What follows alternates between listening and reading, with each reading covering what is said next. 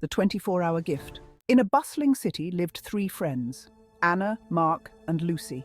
Each had the same dream to succeed in life, but their days looked remarkably different. Anna worked a demanding job and often felt overwhelmed by her responsibilities.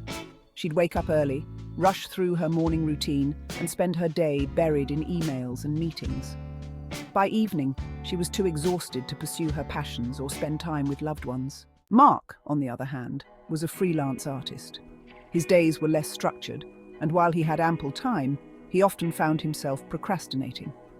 He'd start his mornings leisurely, get lost in social media, and before he knew it, the day had slipped away with little to show for it.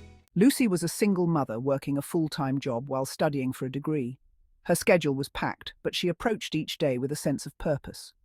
She woke up before dawn, dedicating the early hours to her studies. At work, she focused on her tasks, avoiding unnecessary distractions. Evenings were for her son, and once he was asleep, she returned to her books. One evening, the three friends met for coffee. As they shared their daily struggles, the conversation turned to how they spent their time. "I feel like I'm always working, yet I never get anything done," Anna confessed. "I have so much free time, but I waste most of it," Mark admitted, frustration evident in his voice. Lucy listened thoughtfully before speaking. "We all have the same 24 hours, but it's how we use them that makes the difference.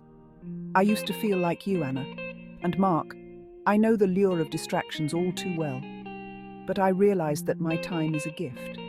I learned to prioritize what truly matters and set boundaries to protect my focus." Anna and Mark looked at Lucy, intrigued by her insight. Inspired by Lucy's approach, Anna and Mark decided to make changes. Anna started setting clear goals for her workday and allowed herself time to unwind and pursue her hobbies.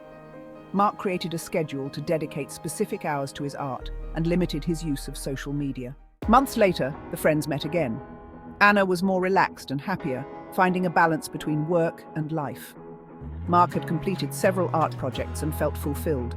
They both thanked Lucy for her wisdom. "It's all about making the most of our 24 hours, Lucy smiled. "We each have the same amount of time, but it's up to us to decide how to use it."